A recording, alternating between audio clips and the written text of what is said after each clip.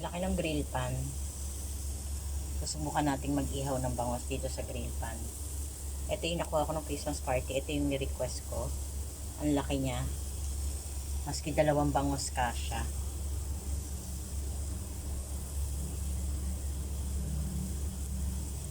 Yan guys.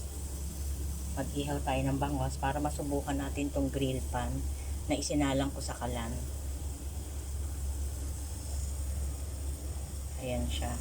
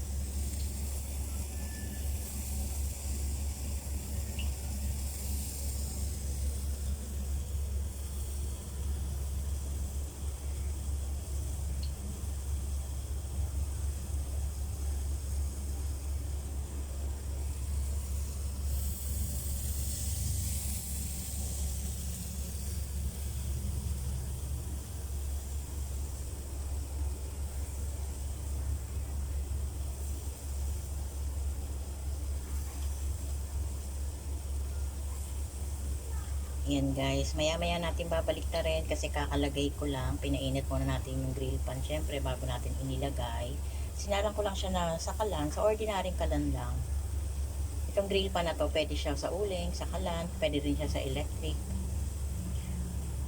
Ayan, kaya sinubukan ko ngayon guys.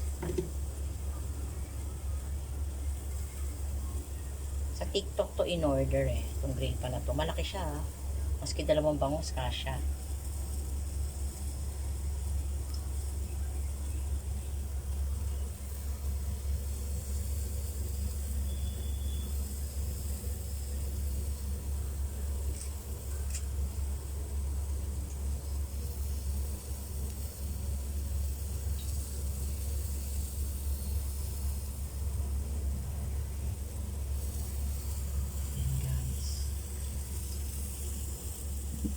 Hindi ko na tinahi kasi kami lang naman ang kakain. Hindi ko na siya tinahi pa ng sinulid.